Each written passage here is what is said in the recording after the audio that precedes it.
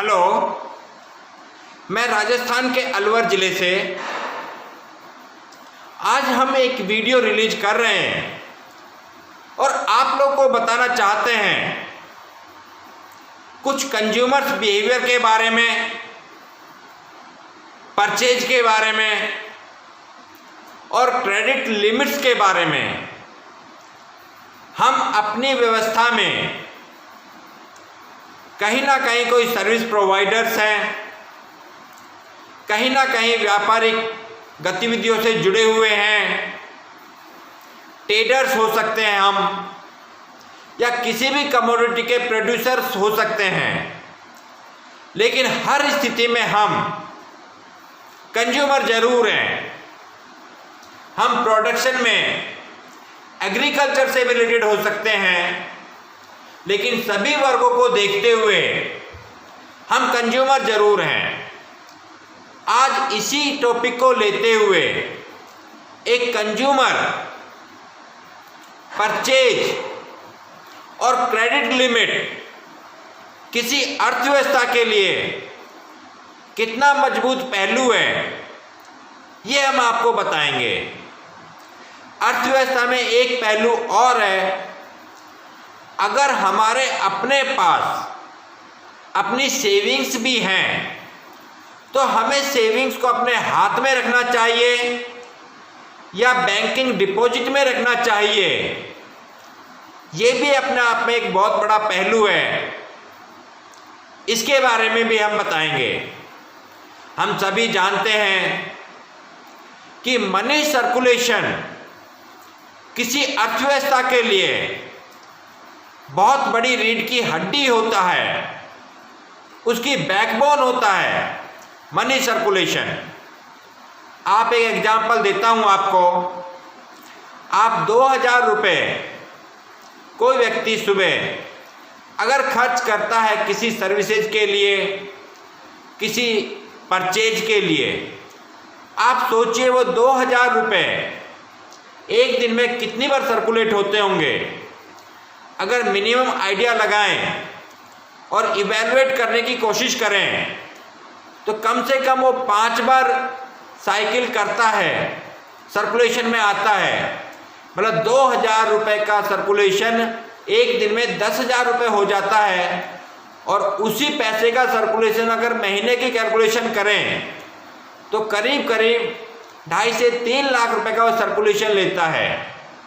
तो इसी को हम बता रहे हैं कि एक consumer behaviour, credit limits, purchase और आप अपनी सेविंग्स को कहाँ रखना चाहिए, ये किसी भी अर्थव्यवस्था के लिए बैकबोन का काम करती है।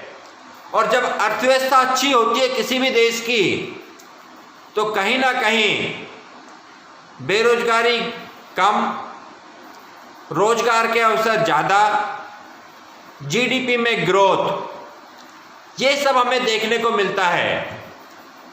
तो हम बताना चाह रहे हैं कि कंज्यूमर अगर अपनी व्यवस्थाओं में अपनी लोकल परचेजिंग को बढ़ावा देता है और अपनी क्रेडिट लिमिट्स को उसी टाइम पीरियड में पूरी करते हुए, उसकी क्रेडिट लिमिट 15 डेज की है, 13 डेज की है या 45 डेज की है, उसमें अगर वो पूरा करता है तो किसी भी अर्थव्यवस्था के लिए, देश की अर्थव्यवस्था के लिए, किसी भी संगठन के लिए बड़ी मजबूती मिलती है।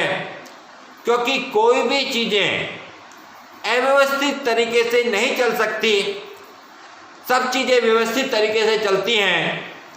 और व्यवस्थाओं में मनी सर्कुलेशन अर्थव्यवस्था की गतिविधियों में सबसे बड़ा हिस्सा है।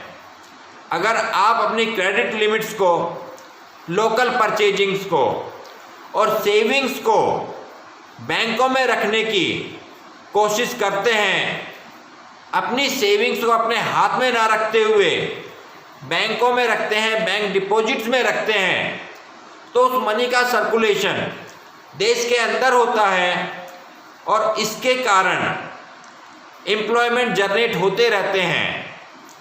मैं लोकल अर्थव्यवस्था की अगर बात करूं, क्षेत्रीय अर्थव्यवस्था की अगर बात करूं, अगर हम अपने क्रेडिट्स को विद इन टाइम पीरियड पूरा नहीं करते हैं तो जो सर्विसेज आपको प्रोवाइड की जाती है, जिस सेक्टर के द्वारा जो सर्विस आपको दी गई है, वो कहीं ना कहीं प्रॉब्लम्स में आते हैं और पूरा सर्कुलेशन उससे रुकता है और एक अर्थव्यवस्था को नेगेटिव अप्रोच में जाने का खतरा बना रहता है।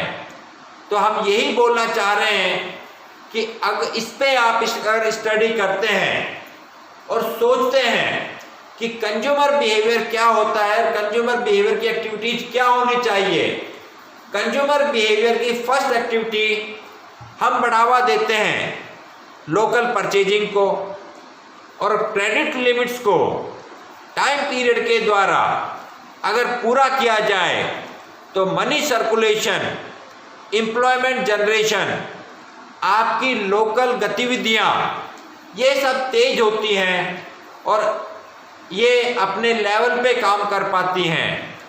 अगर हम लोकल परचेजिंग, क्रेडिट लिमिट्स को टाइम के अनुसार पूरा नहीं करते हैं तो इन गतिविधियों पे कहीं ना कहीं ब्रेक लगता है और हमें पीछे जाना पड़ता है। आज वैसे भी कोविड की स्थिति चली हुई है, सभी के वर्क कहीं ना कहीं इस कोविड के चलते हुए समस्याएं सामने आ रही हैं और उन समस्याओं का सामना करना पड़ रहा है। तो किसी न किसी तरीके से देश को, अपनी अर्थव्यवस्था को, रोजगार को, प्रोडक्शन को हम अपने पॉजिटिव सकारात्मक बिहेवियर रखते हुए ही बचा सकते हैं और देश में एक अच्छा नागरिक होने का प्रमाण भी दे सकते हैं।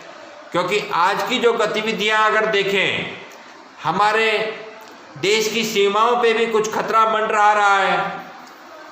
इन सीमाओं के खतरे को भी देखते हुए हमें एक सकारात्मक अपने एम्प्लॉयमेंट को जनरेट करते हुए, अपनी क्षेत्रीय गतिविधियों को बढ़ाते हुए, अपने लोकल परचेजिंग को बढ़ावा देते हुए, लोकल ब्रांड्स को यूज करते हुए देश को आत्मनिर्भर बनाने में, अर्थव्यवस्था को गति देने में, जीवन चक्र को आगे बढ़ाए रखने में एक अच्छी भूमिका निभा सकते हैं।